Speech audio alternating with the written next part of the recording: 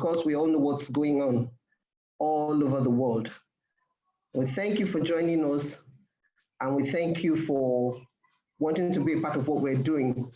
By way of introduction, for those of us who may not have interacted with the Society for Corporate Governance Nigeria before now, the Society is a not-for-profit organization that is committed to the development of corporate governance in Nigeria and best practices. And we drive our objectives through the tools of trainings. We conduct seminars and workshops and corporate governance conferences.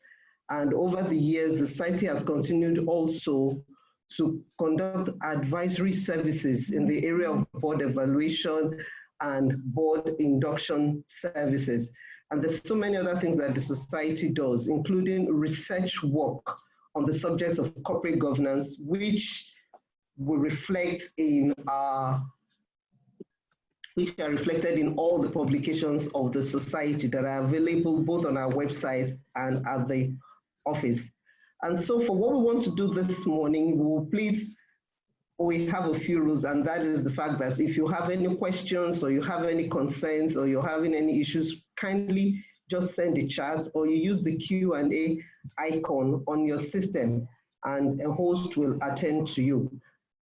Our facilitator will be speaking for 1.5 hours, and then we will take these questions one after the other. You will observe that you've been muted to allow for, you will realize that you've been muted to allow for ease of proceedings, while we're doing this. And so I won't take much of our time. This one will be talking about driving strategies for business sustainability in these unusual normal.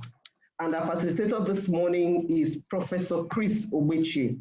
Professor Chris Ogbechie is a professor of strategic management, is a fellow and director at the Society for Corporate Governance Nigeria. And also he teaches strategy, sustainability, and corporate governance at the Lagos Business School.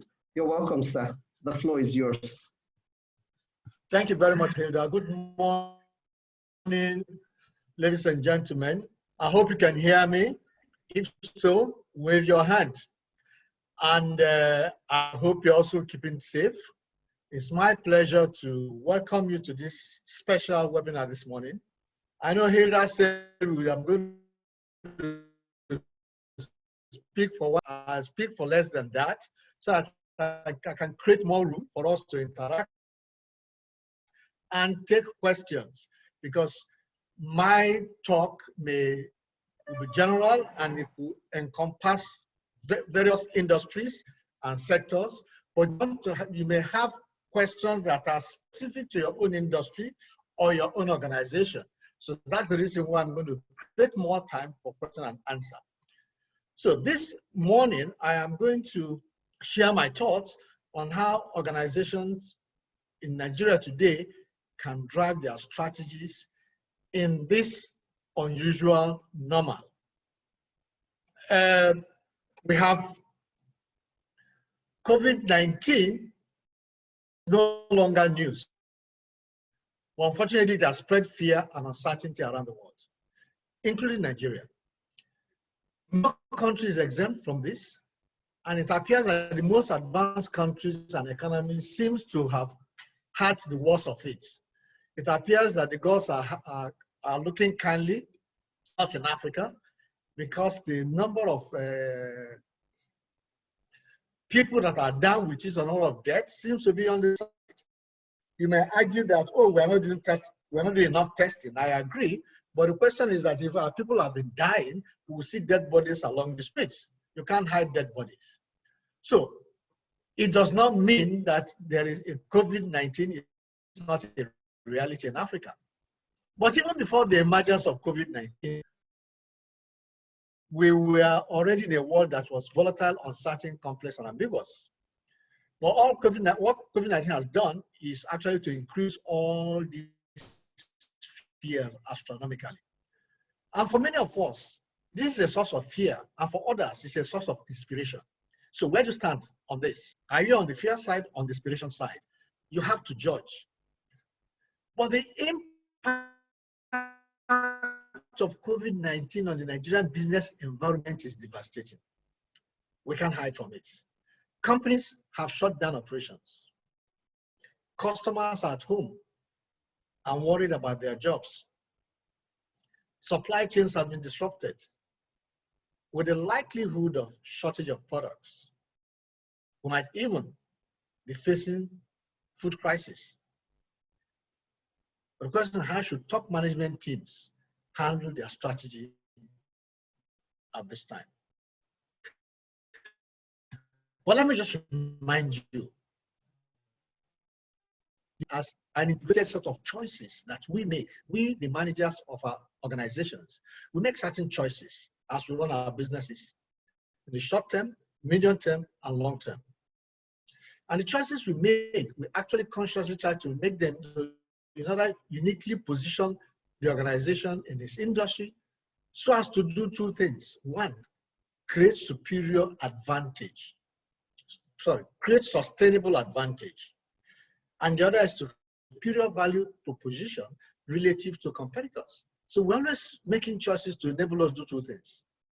Advantage that's sustainable, or value proposition that is more superior, which means we want to be able to bring more people to do business with us than our competitors.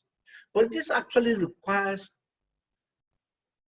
what I call clear and hard thinking, real creativity, courage, and personal leadership. And I'll talk about this as I go along. So just to remind you, strategy is a set of choices we make. People don't make them for us, we make them. But how we make them and the rationale for making them are some of the things we're going to look at. Today, the concern of many leaders should be the state of the Nigerian that can also how they can navigate this turbulence. This is because Nigeria has, to use the terminology that's here now, a pre-existing condition. And this condition is known as oil dependency. You know, say anybody with pre-existing condition that has an attack of coronavirus stands a good chance of not making it. But coronavirus should not in any way kill our economy, even with our own pre-existing condition. So I am actually challenging top management teams and boards to go back to the drawing board and see what to do with their companies. And the starting point for most leadership teams is for the board and top management team to develop 2 or 3 scenarios of the future, not one. And then embark on development of new strategy for each scenario. If scenario A plays out, what do we do? B plays out, what do we do? C plays out, but we need to track which of the scenarios like to play out. I know we cannot predict the future, but our ability to imagine possible futures can help guide the solutions we create and the decisions we make. So it is that creating, imagining the possible futures that is all scenario thinking. That's what scenario thinking is all about. And that is something that we must do now. So scenario planning should help us solve 2 main purposes. One is what I call a protective purpose, which is anticipating and understanding risk that are now inherent in our environment going forward.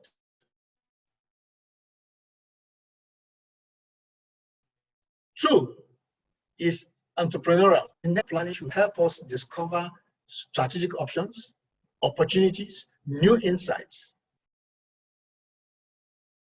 that we are probably unaware of. I am not going to dwell on scenario planning, but I'd like to just talk a little bit about the process. Because instead of predicting one future, you imagine several different futures, preferably 2, 3, 4, and within a timeline. You know, there are companies that have actually produced scenarios for 50 years, 20, 10, 5.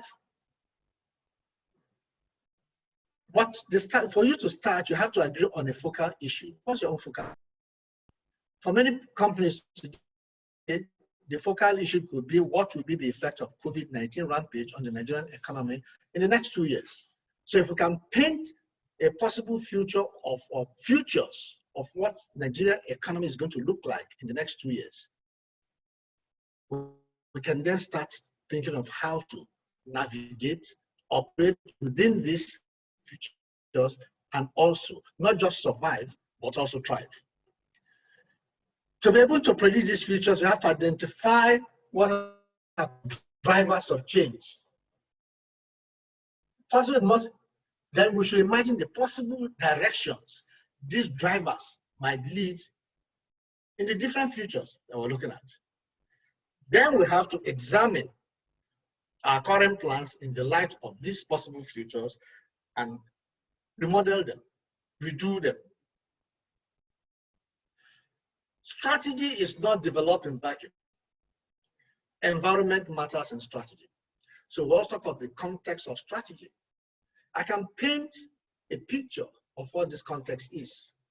We all agree that the Nigerian economy is expensive and has huge implications. Low oil price means lower government revenue and expenditure. Don't forget that government is usually the biggest spender in the economy. Lower external reserves, but possible higher exchange rate of the naira to the dollar. The cost of doing business will increase. Consumer purchasing power is not likely to increase in line with increasing costs. That's the implication as well. There could be possible foreign exchange rationing, which will have adverse effects on companies that depend on imported raw materials and finished products, but also adverse effects on availability of various products in the marketplace. More people are likely to be out of job. It's already happening massively in Europe and America, and social problems will be on the increase. This is a gloom picture. Does it mean we should fold our hands and give up? Or can we actually operate in this environment? And my side is yes, we can operate in this environment. Still looking at the context of our strategy. Industry structures as we know them today will change. Consumer behavior, market position, and sector attractiveness will also change. For example, while e-commerce and food products will still be attractive, hospitality and tourism will be highly challenged. Oil and gas, working from home has become a norm. It's not a phase. It will continue. Many of us have now realized that, hey, why do we go to work every day when we can do so many things? Particularly if the nature of our job does not require us, it does not involve producing things and physical contact. And this will have enormous implications on teamwork, decision making. But why is it important in terms of strategy when it comes to execution? Because teamwork is important in strategy execution. Technology will play a significant role in operations and processes of organizations, coupled with the risk of security. We are lagging behind in Nigeria in terms of technology. I hooked on to a conference, really, I would call it a conference or panel discussion or webinar with people from different countries. There were a few of us from Nigeria, and from time to time you can find that those of us from Nigeria, we are always dropping off and coming back, which means that we still have a long way to go to catch up with what is required in this country because function smoothly in terms of technology and processes. On the back of this, the picture I've painted, what are the strategic imperatives for a company? What should I do? How should I drive my strategy if I want to not just survive, but to thrive, which means I want to be sustainable in my business. And I dare say that the starting point is, let's go back to our visioning. Our scenarios will give us our own perceived picture of the different futures. We should interrogate what is likely to change in each of these futures about our customers, about our markets, about our operating environment, and also what wouldn't change. So it is time to review the organization's vision. And by this I mean, what should your organization look like in the future? Say in 2 years' time, 5 years' time, because it might look different. It's not going to be the same. It's not going to be business as usual. It's going to be business as usual. But this era has also heightened something. If your organization is not purpose-driven, your chances of making it in the future will be slimmer. So I said, beyond vision, your organization must have a purpose. What do you stand for as an organization? This pandemic has taught us that people and organizations are interconnected and responsible to one another and to society. And as such, we should be looking beyond short-term profits. Sustainability means look at the future. Strategy means look at the future. We should have a short, medium-term view of our business. So in looking at your purpose, bear in mind that economic values and social values can coexist. It's not either or. It's not that one will rob the other. It's not a zero-sum game. It's that both can coexist. So in addition to your vision, what is your purpose?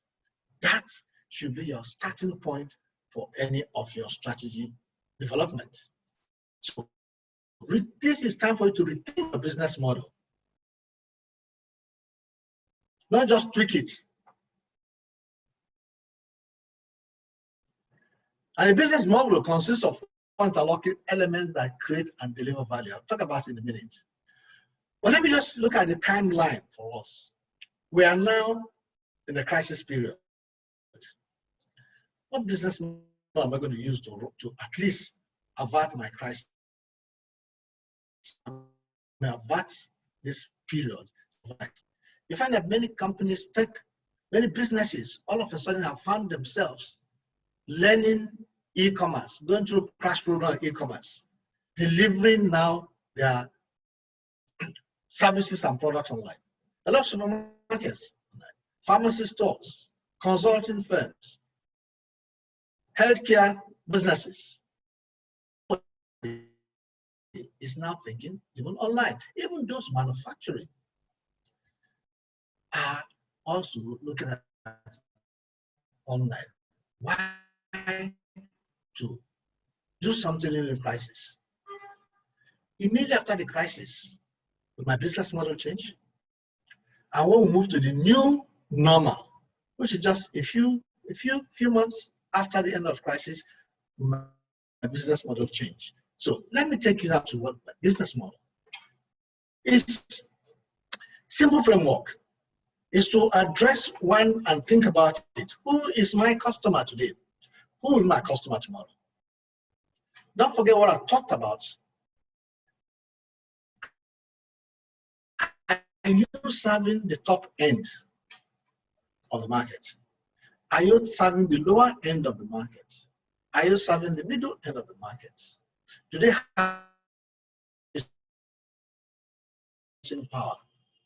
Can they provide services? If you are B2B, are you serving companies in an industry that is challenged? Are you serving companies in an industry that has growth potential? So you have to understand who your customer is now and who your customer is going to be in your new business model, whom you can serve and create value. The second is, what is your own value proposition? Why should they patronize you from you and not from your competitors? value proposition is critical. If you don't understand why, if you are creating value, then you have a problem. What is my value proposition? They buy. Why should they even buy my product, my petrol, and not my competitors? The second one is the how. How do I demonstrate that my value proposition to convince them to buy? Through my processes, my delivery channels. So here, the processes we use and drive, important. Then what capabilities do I have? Which is the which? And what capabilities do I need? I may not even have them, but I need them in order to create this value for this set of customers I've chosen to serve. If I don't have them, I need to have them. So it forces me to interrogate what I have and what I need to have. Then the question is, how do I make money? So why am I in business? What results am I going to achieve if I drive this business model? The results are critical for us. And again, time to change your business model. I started by saying that strategy is a set of choices that you make. They say it's time for us to rethink our vision, our purpose, but also your aspiration. That is your guiding aspiration. Vision and purpose is guiding aspiration. Where you want to play, compete, the set of customers you want to serve. Remember I talked of customers as a business model? But you also have to look at in terms of the product category, the products you want to offer them. Because that is why they come to you. So you choose, you decide. Then scope.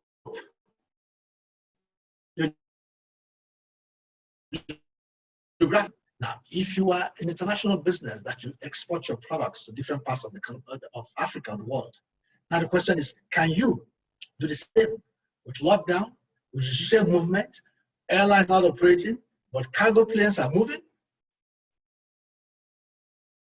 So where to play becomes important. You say, oh, the airline industry is challenging. I agree. In terms of moving passengers, but can they now be more interested in moving cargoes, moving parcels?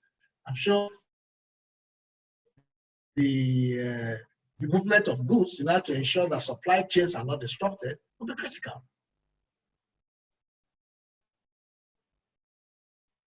The channels and how you create value. But how will you win?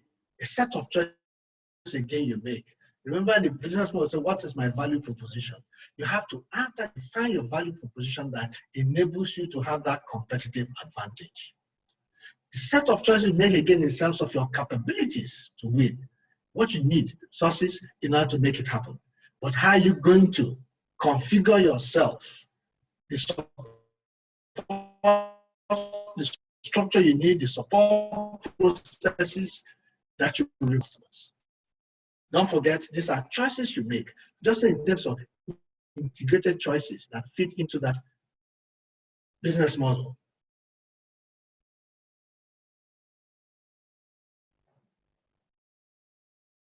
In driving, this cascades of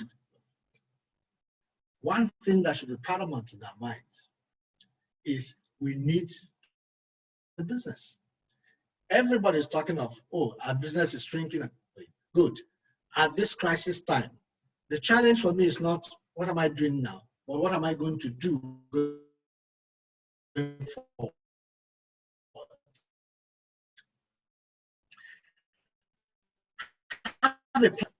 The part of this that are more resilient are those that will become more innovative and more creative. I want to challenge you to think about the 80s, during this SAP era, where so many companies had serious issues. We have foreign exchange rationing. Those who depend on imported products in terms of finished goods and raw materials has serious challenges. The companies that came out of it resilient, still strong, years after that, are those that embarked on serious innovation. So you need to innovate your way out of this crisis. The current crisis will recede. It's not there forever, and only resilient organizations will thrive. And one way of doing that is to adopt what I call an ecosystems mindset.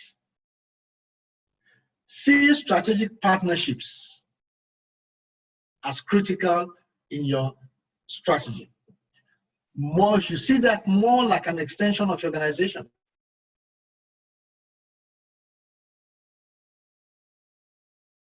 People, vendors, and strategic partners.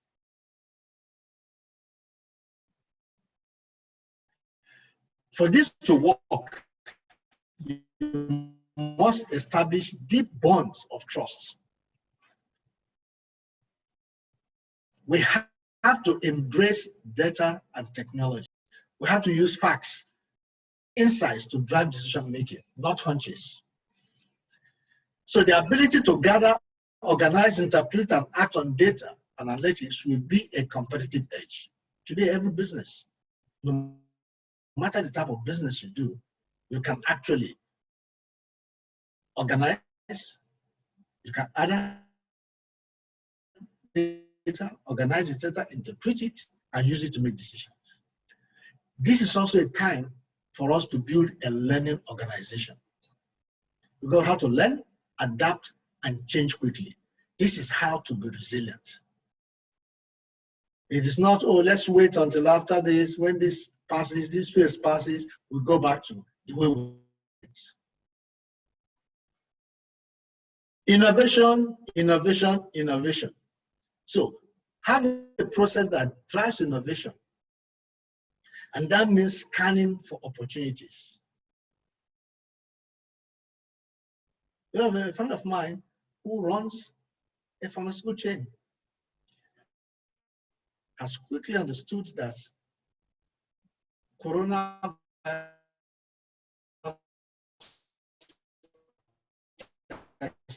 continue even after this pandemic and lockdown.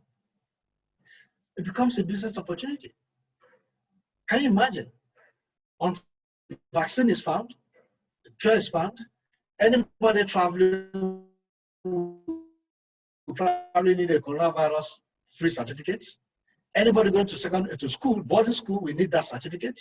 Even institutions, companies, to make sure that their staff are not positive. So it will now become a business opportunity. He has started such testing labs, but that is scanning for opportunities. People will want different services. Can you imagine a hotel knowing that they have assets they cannot use? They have assets that they can utilize to drive the business. Two major assets: laundry, kitchen. Which means they can go into food delivery business. They can go into laundry business because they have those assets if they cannot have people stay with them. So have a process of scanning the environment opportunity, looking at how you can use the assets you have to drive new business, new initiatives. So you have to think of creating new markets with new products that reach new customers. Even new products for existing customers. If they are challenged, why are they challenged? So our big challenge in terms of our strategy is how do we create new demand? Have the ability to quickly reconfigure your products, packaging, channels, in order to create this new demand.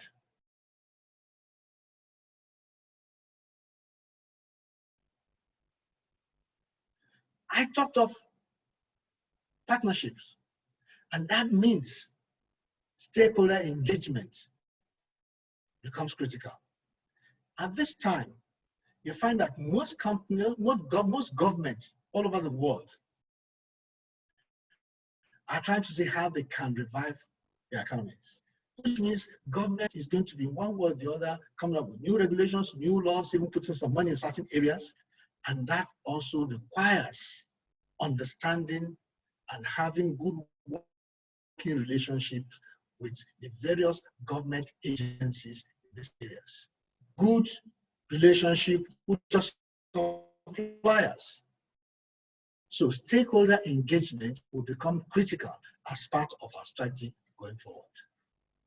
Speed, agility, and a good understanding of customer values will be key for growth. And that means we have to practice what I call customer intimacy. We have to have the ears of hear what the customer is all the time. A customer, you call customer, you may call it anything you want to call it, but it's somebody who patronizes you. It might even be time to collaborate with your competitors. There are two things. If you're in the insurance business, somebody wants to do that, oh, it's cutthroat, they are competing, they are fighting against themselves. I agree. But for God's sake, look at the penetration of insurance in Nigeria. It's very low. But can insurance companies come together this time to actually create awareness, create the purpose for insurance so that consumers, customers, people can see the value, the need for insurance. It requires collaboration amongst the insurance companies. SMEs can come together to invest in something that the 3 or 4 SME companies need in order to enhance their businesses. That's collaboration. So at this time where capital is not readily available, collaboration with competitors can also help, but also working with other strategic partners. But this is also the time for the leadership team to be committed to ethical principles. I started by saying not just vision, but what is your purpose? If you feel you can cut corners now and take the consumer, your customers for granted in terms of having higher prices, cutting on the efficacy of your product or the quality of the product, you pay the price in future. So that customer will not forget the companies that value him, treat him well, and during this crisis, going forward in the future. So this is time to integrate the social dimension to your company strategy and push for business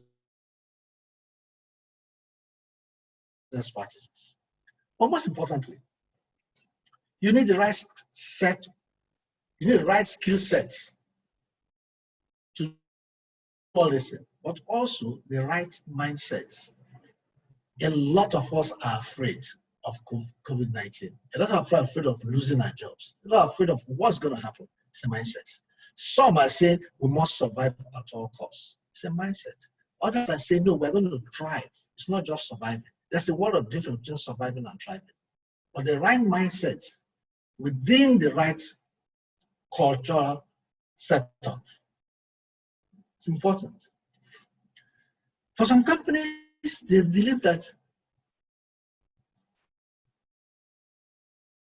for them to get the support they need, that the board should set up a SWOT team, board committee to help management in going through this crisis and shaping the future. So this is a time top management require the assistance, the skills, the knowledge, the experience of their board. There are certain operational imperatives. They're not just, but they're operational in nature. that we have to take into consideration. The current environment, the current economy, cash is king. Even after the crisis, ability to raise funds from the banks, from other financial institutions, it's not going to be easy. So cash flow becomes something that companies must look at on a regular basis. How is cash coming in and how is cash going out? Can I afford to sell on credit? If I do, can I collect my money? Operational efficiency.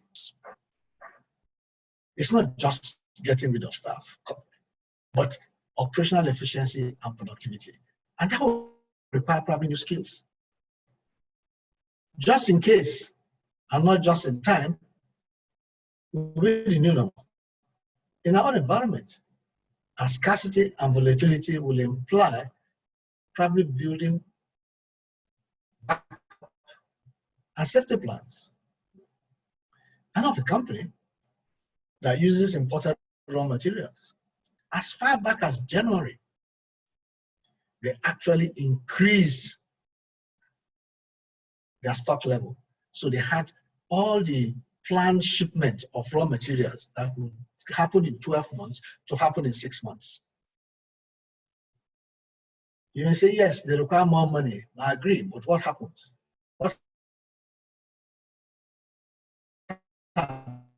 The time, most of it before the lockdown,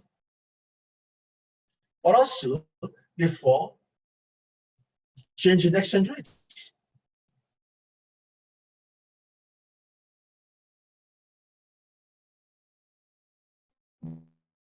The organization now needs to understand the current and potential risk exposure they have.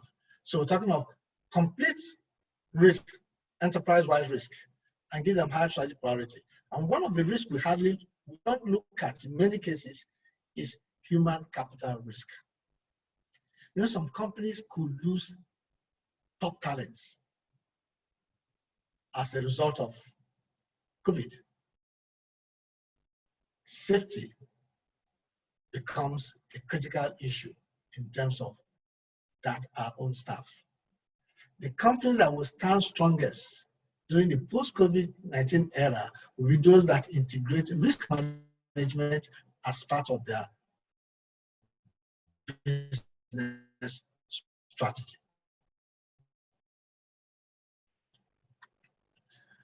Strategy is only good if it's executed flawlessly.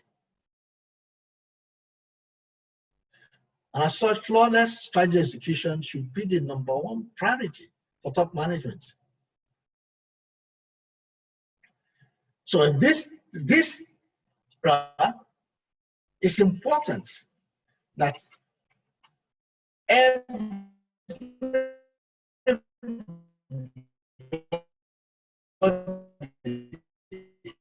company. It's not just for top management alone, because we tend to say that it's confidential. Communication is not key. We need to communicate our strategy in a language that the various levels of management understand.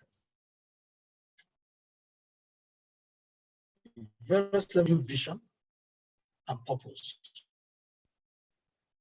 Why are we doing this? Where are we going to? Where are we heading to? What kind of company we want to be? And how are we going to get there? So communication becomes critical. For execution to happen, people should know where they're headed. The strategy should be simple enough. For execution to happen effectively, we need to also ensure that top leadership team bring the strategy to life for everybody. That means at every management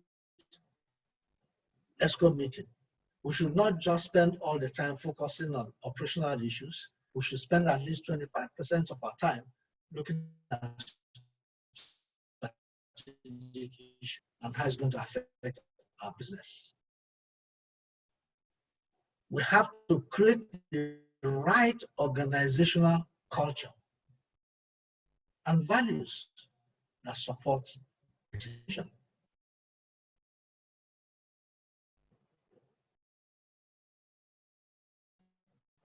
This is the time for us to actually build that organizational bridges with all our strategic partners, external allies, for effective strategic execution. If we don't have good rapport with our customers, we'll be in trouble. If we don't have good rapport with our dealers, if our business requires us to do dealers or distributors, then we're not going to achieve strategy. So building that relationship is critical. Remember, at the beginning, I talked of building an ecosystem.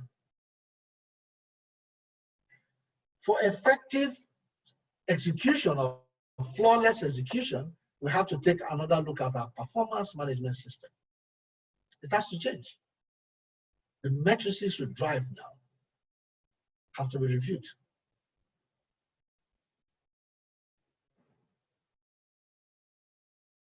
That people are rewarded for driving the strategy. So there has to be a synergy between strategy and reward.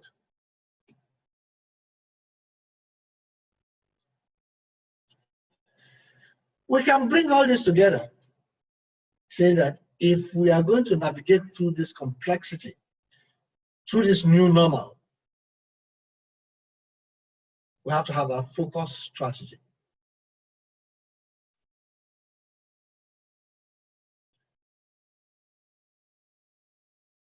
And that entails having reinvention of our business model. But leadership is now critical for us. Leadership at the top, leadership at the middle, leadership at the bottom.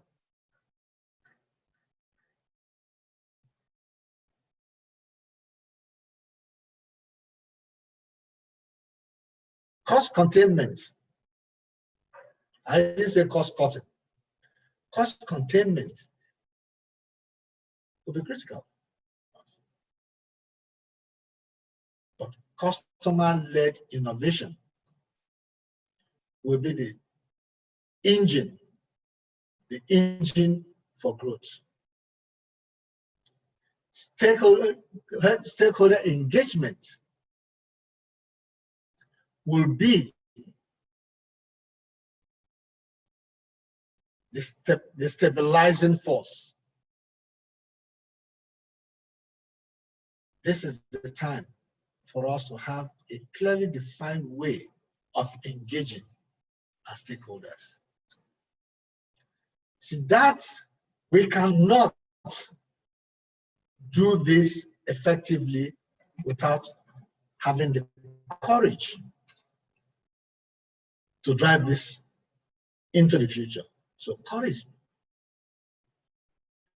We have to look at risk along all areas and lines of a business. That's enterprise risk management must have that culture. The risk management culture has to be embedded in the organization. But most importantly, we must make flawless execution a core competence within the organization. And the three most important things for flawless execution are leadership,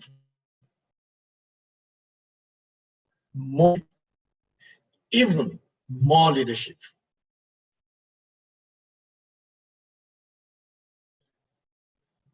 So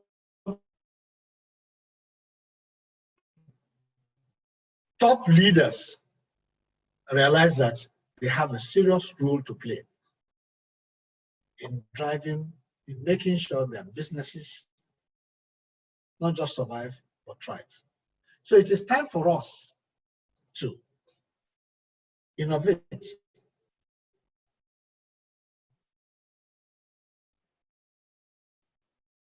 In order to business, not to grow organizations. If we don't do these two things, we are likely to die. So I say innovate, grow, or die.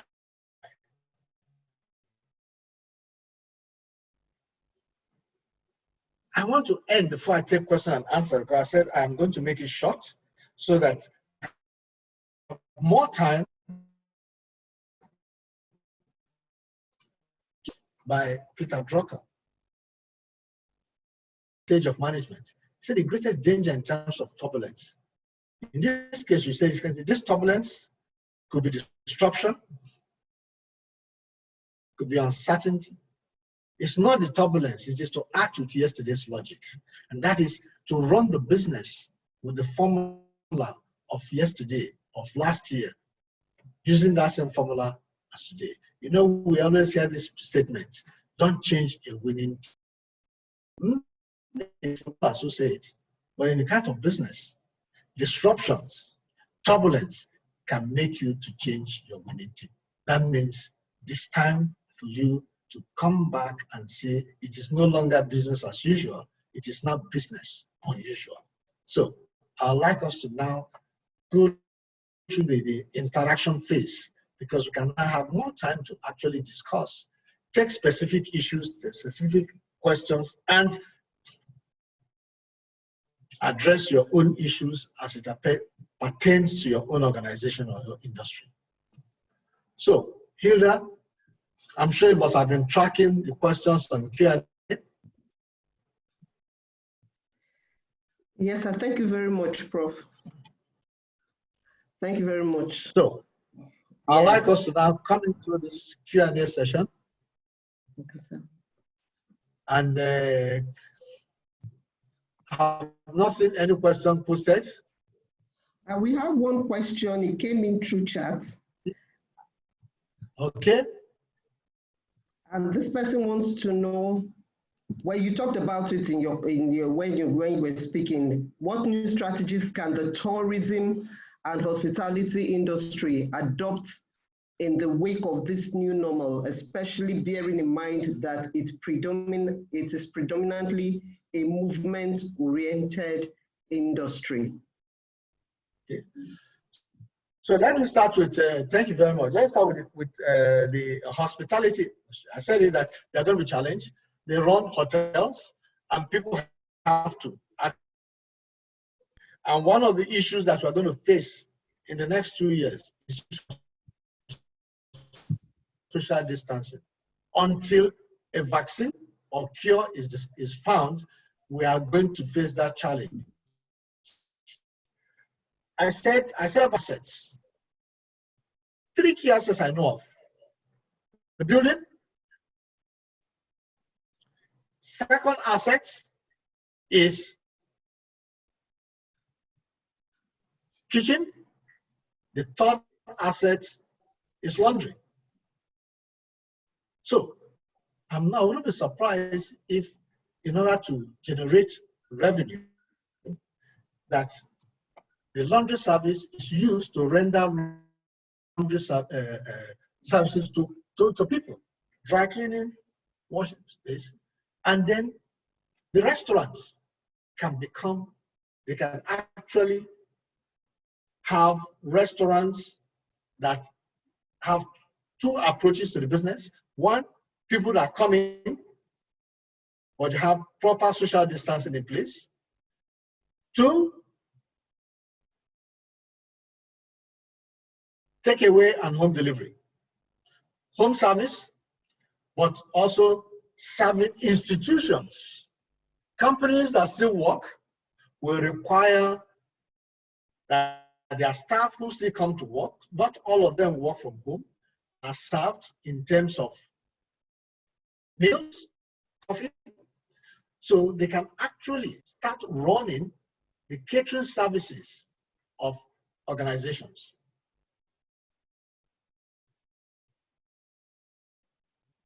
tourism will depend on movement of airlines. So it is not that they cannot receive people again, but that they can no longer have as many people as possible because of social distancing. So which means they now have to think of creating other uses for their hotels. I see a situation where they can work in partnership with top hospitals to provide accommodation for high-class, top-level patients. In Nigeria today, there are hospitals that are investing in having the right equipment, but they don't even probably have the various, building infrastructure. They can use part of it. But they can now find ways of actually attracting people to come to various countries, come from outside. Well, how can we also generate local domestic tourism? I think hospitality, we can actually now start talking of looking at domestic tourism. Nigerians don't even know interesting areas, places that they could visit. So let's look at it from that perspective. Tourism is not only foreigners coming into a country, but also indigenous of that country taking advantage of means of relaxation. People have now stayed in for a very long time. I can assure you they also want to stay out, go out, provided it is done in a very safe way. So safety will be number one for them, but also they have to think of different services they can render using the assets they have and their expertise. Thank you, sir. So there's another question here. With airlines taking a great hit from COVID-19, can we expect to have safer skies or be wary of weary airlines? I'm sure the one thing about safety is how the safety for people is the functionality of the planes. Are they in good shape? Are they serviced? How do they service them? If I run an airline company today, I may have to start thinking of moving more, at least moving some of my businesses into cargo, both domestic and international. You notice that sort of supply chains are challenged. So moving cargo is going to be something that many of the airlines are going to go into. Because getting them to move passengers, they have to think of social distancing. And that means that the load factor will drop. If you depend on only, you have to reconfigure the plane now to be able to carry more cargo than passengers. But when you talk of cargo, they will have to also look at costs, because most people prefer to move their things by ship because they have the volume. Whereas in plane, they look at weight. But it's cheaper to move by ship than by plane. So if you have more planes moving and being able to use a plane several times to move cargo, you may now start talking of a pricing policy that makes it more attractive to go into the cargo business.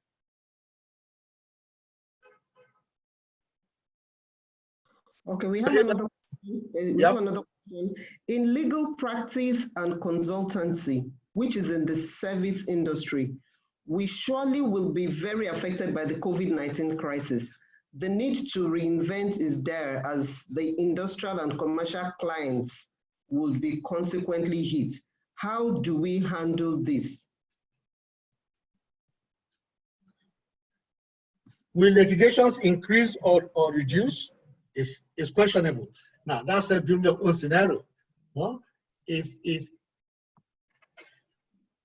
this is a service that requires face-to-face in terms of briefing, but is face-to-face absolutely necessary? The answer is no. When Supreme Courts, US Supreme Courts can now hear arguments via Zoom. It means that courts can actually sit, but means that without face-to-face contact, the legal service can actually use technology now to drive its business. I don't need to be with my client in the same office to take my brief. So that means that we now start promoting legal services online. How do I take my brief? How do I keep my clients? If I'm talking of business, commercial clients, how do I help them to ensure that they have minimal legal risk? So information sharing, creating avenues of informing them and helping them to operate at very low legal risk could be a service. But when you have to advise and work with them, you don't have to be there face to face. You can still use technology. You can still render all the services you are rendering today to your clients using technology. Is to embrace technology. You don't need to have all your lawyers reporting to the office. So your cost, your rental cost is going to reduce. Your lawyers can work from home. They can only come to the office maybe once a week or once a month. It's to ensure that they have comfortable work environment in their various homes to be able to do their work.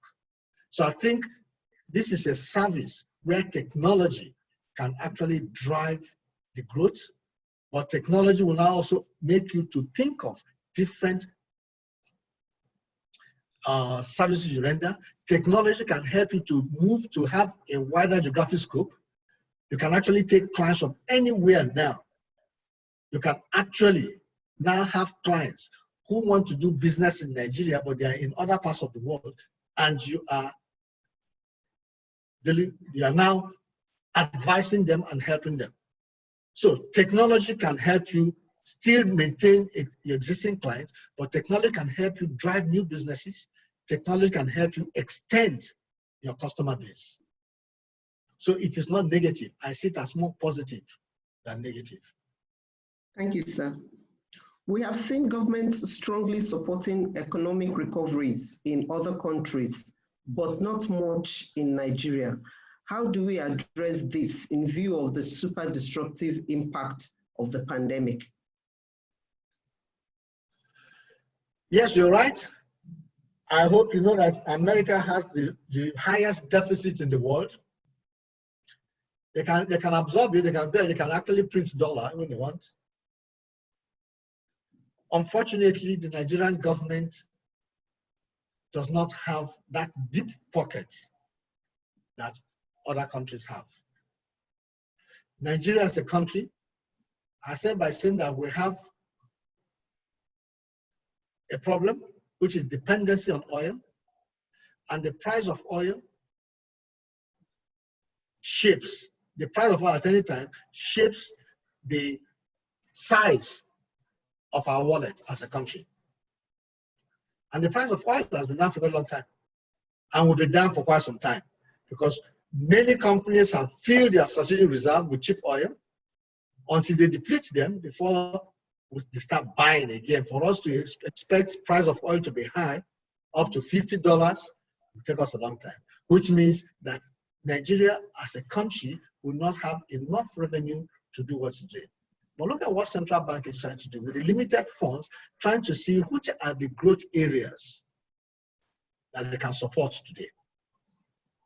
One of the big challenges I mentioned when I started is that foreign exchange is going to be a big challenge for us. So it's going to be limited. Amazingly, Nigerians depend a lot on diaspora remittance. With high unemployment now in Europe and America, that remittance will drop because many of our sons and daughters will also be unemployed. And that means that with the limited funds, government is going to drive, government has no choice but to drive certain infrastructure. COVID has now shown us that our healthcare infrastructure is weak.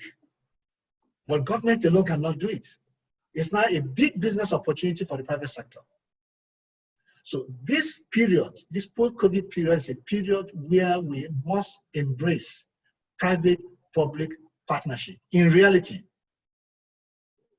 not on paper. We've been talking about it, but this is the time for us to embrace it. Government does not have the deep pocket to help as much as other countries in Europe and America are doing. So this is time for private sector and government to work together. But this is also for us to think of what are the things that we can, as a country, what are the areas we have comparative advantage. The first thing we can do is to be able to feed ourselves. Nigeria has 40% more arable land than Thailand.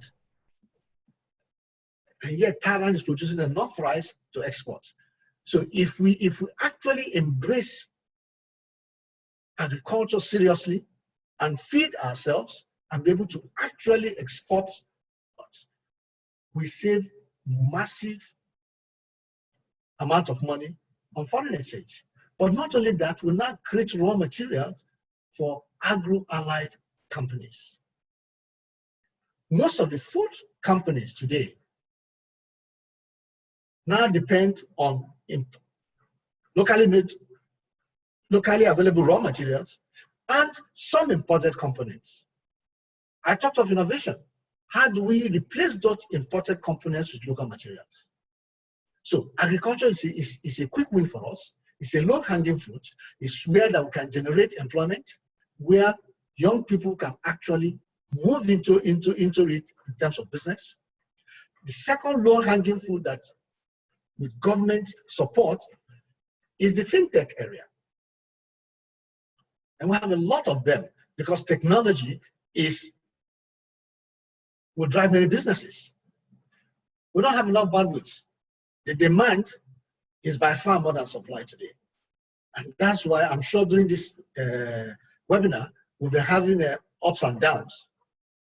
So let's not please expect that federal government is going to bring out as much money as other countries in Europe are doing to help us. The limited funds they probably use to, how do we improve some of our infrastructure, but at the same time, how do we put in money in high potential, high growth areas that could drive growth, employment for our young population, but also help us in reducing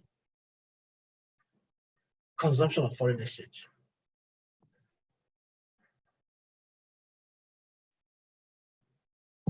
Thank you, Prof. With virtual learning, is it time for NUC to see that a grab of the Nigerian learning marketplace is inevitable and support upscaling of the Nigerian education sector? Yes. At Lagos Business School, we moved our MBA students online even before the shutdown, so that they did not even lose one day schooling and they will graduate at the time they're supposed to graduate. There are so many universities that could not do it because they didn't have the infrastructure. But that's all. That part of the thing that NUC can do is to encourage all the universities to have this kind of infrastructure. I'm not saying that face-to-face learning is dead, no. But going forward, I see a situation where it's going to be a blended approach, face-to-face plus online. So that means that we may have to retweak our curriculum,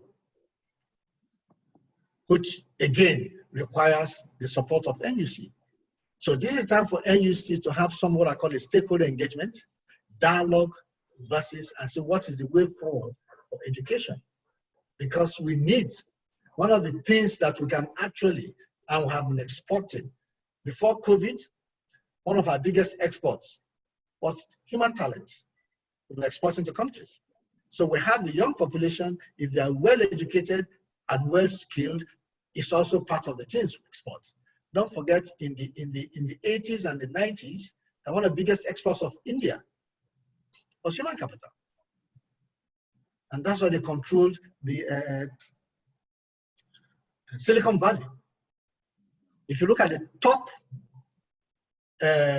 tech companies in the world today, most of the CEOs are Indians, even in the financial services sector. So we can also take another look at our education system, which are particularly at the tertiary university level, and AUC should drive it. So how do we now have that dialogue to see how we take a look at what we are offering, how we can have engaged learning, having a blended approach to produce talents that not only operate in Nigeria, but can also operate in other parts of the world, particularly in other African countries. So I agree with him that it is time for NUC to drive that process as the regulator of university education. Thank you very much, Prof. Before COVID-19, the insurance industry was going through recapitalization. Is it advisable to continue, bearing in mind that investors are more concerned with stabilizing their present business? Well, before COVID, why was recapitalization necessary? It was to enable the insurance companies to play in the big league. It happened in the banking industry several years ago during the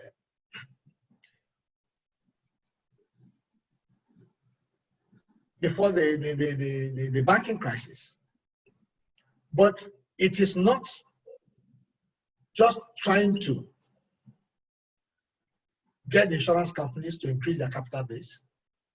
Even if it is stopped, even if the regulators say, okay, I put a hold on it, I would still advise the insurance companies to have the financial muscles to be able to play in the big league. This is the time for insurance companies to actually drive their businesses. Insurance is actually two things: investment and risk management. The level of risk has shot up for many of us and will continue to grow. But has insurance business grown with the level of risk that we're seeing? No. So I think it's an opportunity for the industry, not individual companies, industry to come together and say, how do we reposition the Nigerian insurance industry in such a way as to create value for both consumers and corporate organizations? And once they do that, they decide, what level of capital do I need in order to operate this way? So whether the regulator imposes it on you or not, it should be part of the way you want to operate. Thank you, Prof.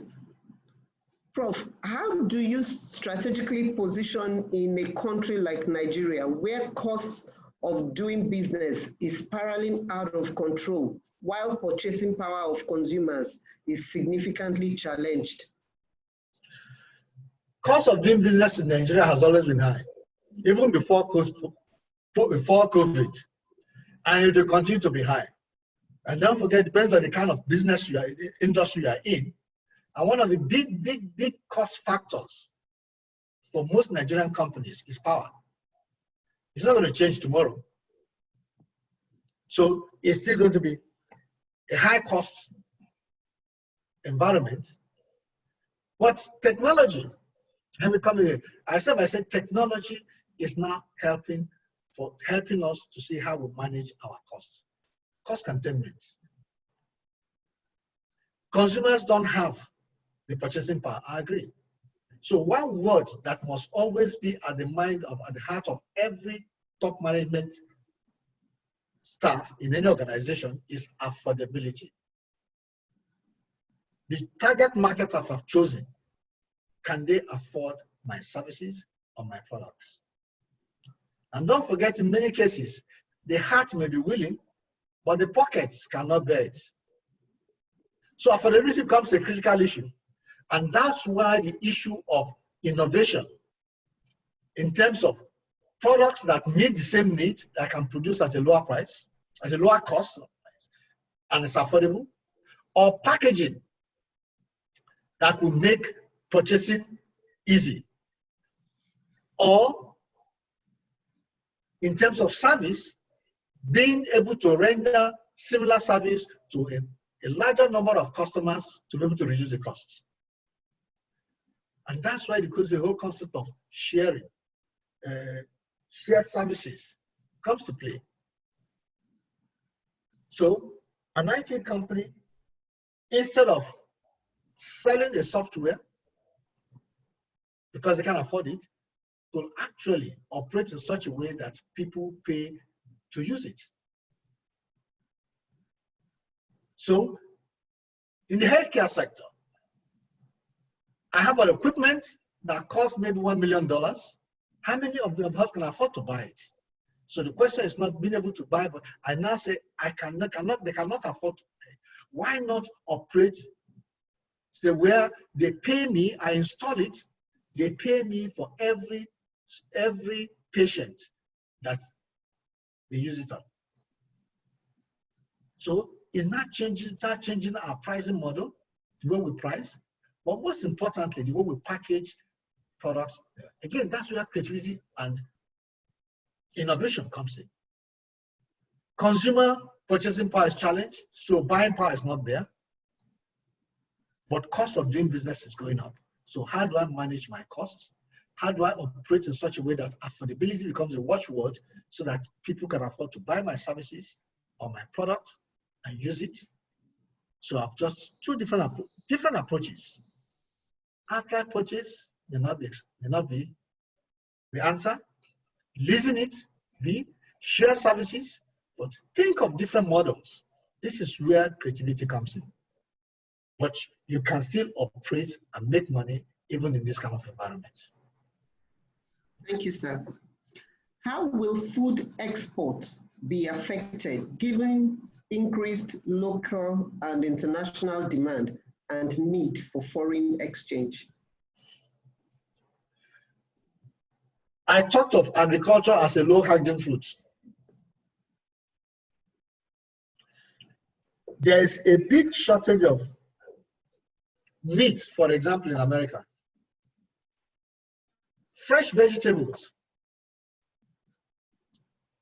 So many products that we produce here can be exported, but there are two major issues. One, do we know the quality standards that are required in those countries? We don't. So our starting point is, let's understand the quality standards, packaging standards of these products in different countries in the world, and then work backwards. How do we produce and ensure that we can meet them? We have the land, we have the manpower, we have the products, but it's just our approach to farming, preservation, and packaging. I am not talking of large-scale commercial farming. Even family farming can still be enhanced in terms of productivity and yield when we embrace new ways of doing things. When we use the right fertilizer, the right seed, and the right approach. So when I talk of agriculture, I'm not talking of not just the large-scale farming. Yes, it's there, but even the medium, small-scale farming can still break. There's big shortage of cucumbers. And yet, these are things we can produce within a few months. We plant it and harvest within a few months. So it's for us to understand the quality standard, the packaging standards of these countries if we're going to export. So this is also a big export opportunity for Nigeria, is to be able to. Don't forget, the farmers may not have the knowledge, but this is where even aggregators come in. Who are those? There are people who businesses could be working with these farmers, giving them the right seedling, giving them the right input, giving them the right advice, helping them to be more productive and related, and you're now buying those things from them and having the ability to package, process, package, and exports. It's not the farmer. He doesn't know how to do that. He knows how to grow, but help him how to produce it. And then another line of business, the aggregators, buying them from them and packaging it. But it's again, let me go back and say we need to know what those standards are.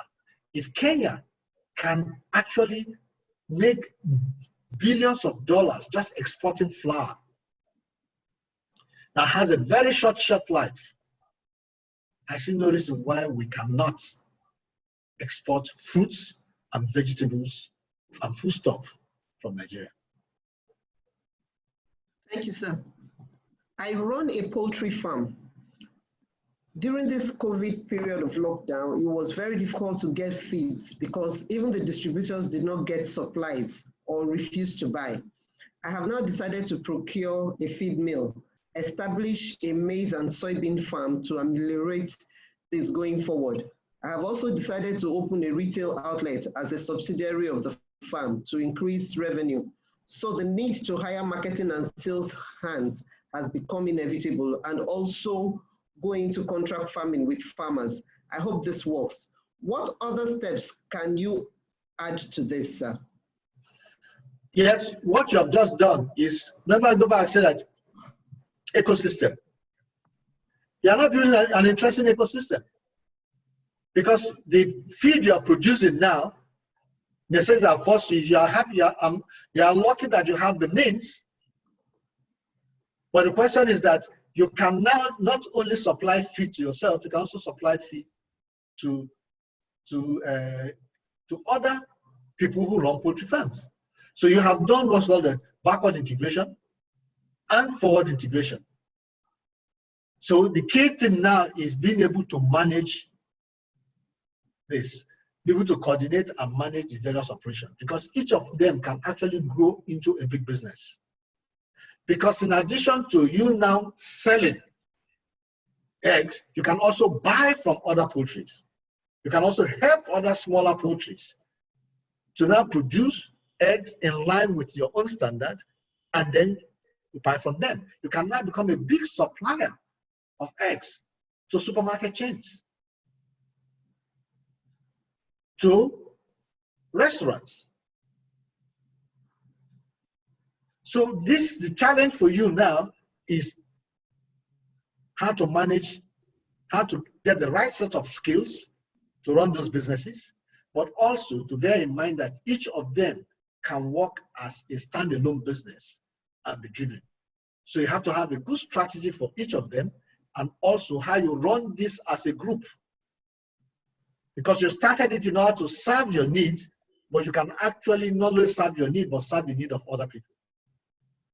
So you're on the right track, but you have to manage it and be careful not to bite more than you can chew at any time. Thank you, sir. The pandemic has exposed our healthcare system's failure.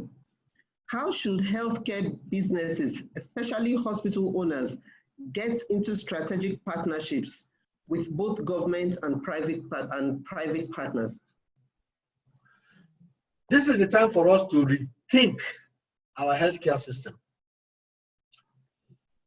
There are 3 levels: primary, secondary, tertiary. And believe it or not, the big problem, the big killer for us there is at the primary level, not even secondary or tertiary. Malaria, diarrhea are the big things. So if you check now, every doctor who graduates after some time wants to start a clinic. How many of them are profitable? I am not, with due respect to doctors, I don't think that doctors make the best managers. Healthcare should be an interesting investment area now for entrepreneurs, where you can set up a hospital with the necessary equipment, employ the support staff, and let doctors use that facility to render services. And doctors, you don't have, every doctor is not an entrepreneur on his own. He doesn't need to have an office, have a lab, have a theater. So he comes in, he pays Whatever the patients pay, the doctor takes a fee, a percentage of it, and the hospital retains a percentage. So what have you done? If you are good as a doctor, you get more patients. If you are not good, you don't get enough patients. So the people who have set up the hospital don't have to be doctors. They don't have to be medical practitioners. They're just setting up a business to render healthcare services. But that is hospital tertiary. How about having what I call small GP centers? Again, typical place where you build a building that has a lab, you do basic tests, a pharmacy, and doctor's clinics. So the pharmacy can be rented. The doctors who use that place and in high density areas to see patients, there's a lab where quick test is done to be able to diagnose. If it's something more, you now refer to the secondary level or to the tertiary level. So those GP centers, again, are set up by business people. And then they provide, the doctors don't have to start thinking of setting up clinics, renting places, setting up their own lab. We can change completely the business model of healthcare in this country. Not necessarily driven by doctors, but driven by entrepreneurs. So to me, it's a potential growth area of investments. Thank you, sir. Looking at how far, this looks like the last question. Okay, no, there's another question. Looking at how far we've gone with technology in Nigeria, do you see our economy having a space in the new normal? That is, when it comes to economic competition in the global market. Every country thinks of its own comparative advantage. What do you have that others don't have, that you can give to the whole world? This is not the time for us to start talking about reviving our Jokuta steel mill. For God's sake, it's not flyer. It's not. We have young population. We can set up, we can actually develop skilled manpower that we use in Nigeria and export. We have arable land that we can actually be the drivers of agriculture. We can feed the whole of Africa. We are sitting on an island of oil, the sea of gas. And yet, we are not even using gas in a domestic, we are not using in domestic power generation, even industrial gas, industrial use. It's still limited. So we have areas, we have comparative advantage that we can use not only to develop ourselves, but also to export. Just 3 areas I've mentioned: agriculture, human capital, gas. And this is again where I'm talking of private-public partnership. Government cannot do everything. Government does not have the money to do it. There's virtually no space today that we can have private-public partnership. Even agriculture I'm talking of, go to states. The states have the land. Who say we cannot revive our oil palm industry again? The land is there. The space is there. State governments can give you land. I agree, go into partnership. It takes, in the next 3 to 5 years, we'll start reaping the benefits. So all those cash crops that we had in the past are still there. We can still use them, and then we can also do so many things with them. We are a big cassava cassava belt.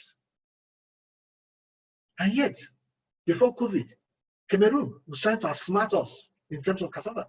There is virtually no aspect of cassava that goes to waste. Even the peel can use for animal feed. Food, starch, pharmaceuticals, home care, virtually every space. So there are things that we could actually start thinking of and doing and driving that COVID has brought upon us. To me, I don't see COVID as a negative thing. That's why when I started, I said, has it instilled fear in you, or has it instilled inspiration? For me, COVID should instill inspiration to us. And let us realize that we have things we can do and do them well to get this country going again. Finally, Let's say bye-bye to oil dependency. Okay. All right, thank you, sir. So finally, we've been getting conflicting signals with regards to real estate and COVID. Is this a good time to invest in real estate?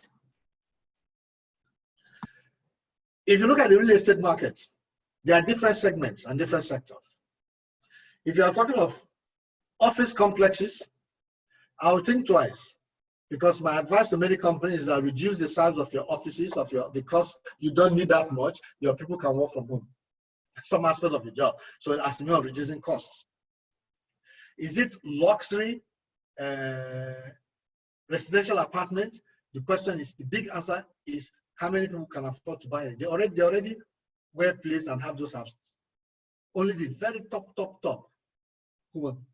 But where the opportunity is, go back to the one word I say we must bear in mind is affordability. Depending on the source of data, it's between 16 and 20 million housing deficits in Nigeria. The opportunity is not in the high end, sorry, not in the lower end. Think of affordability. So if you're going to invest in real estate today, think of affordability. If you're going to do real estate today, think of neighborhood retail. Because in addition to online, neighborhood retail business is going to strive. It has less number of people going in. So if you show of social distancing, crowd will reduce. So one watchword, affordability. My target market, can they afford to buy? I don't have a crystal ball, but I can assure you that most companies today will be asking themselves the question, do I need all this office space? And I can assure you the answer is no. And they're going to reduce. Even the banks are asking themselves the question, do I need all these branches? And the answer is no, because financial inclusion is not dependent on number of branches you have, it's dependent on technology. Thank you very much, sir. We still have a few minutes and the question just dropped. I have been researching on going into commodity trading, both locally and internationally. I'm a broker, but I cannot seem to find my bearing. I need directions. Can I get from you, sir? Well, I am not a commodity broker, but if you really want to understand, why not have the conversation with Olam? With guys in Olam. You're not trying to compete with them, you're trying to them. Don't forget, Olam started in Nigeria. So the Nigerian company started during the SAP era in the 80s, and then moved to Singapore. Today is one of the biggest commodity companies in the world.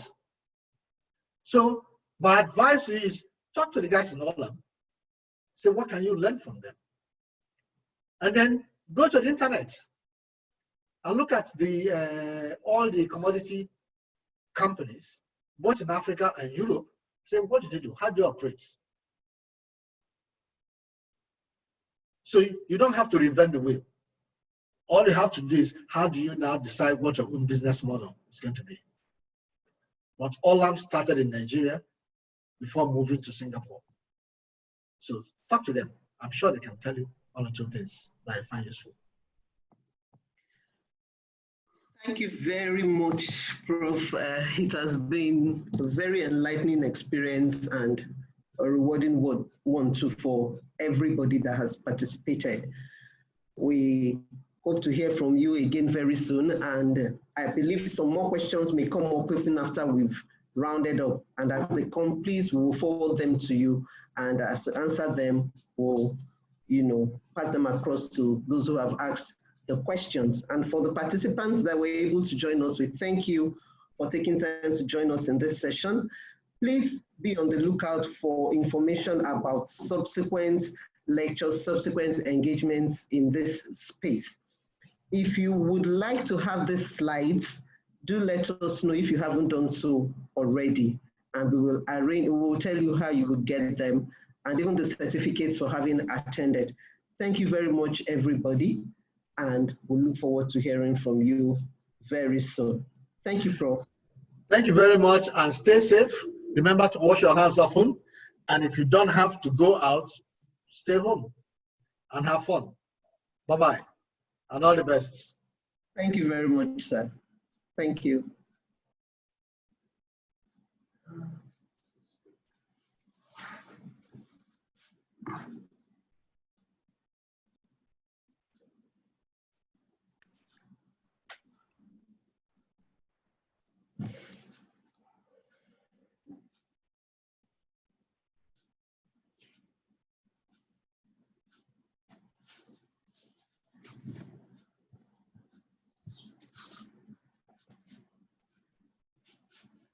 Okay, Tim, can you all hear me now?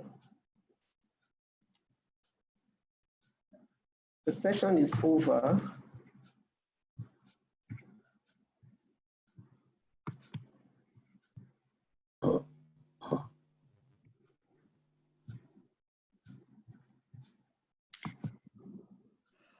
Some people are just leaving, I think. Yeah, we need to allow everybody go first, and then when it's just us, we can talk. We have 33 people left.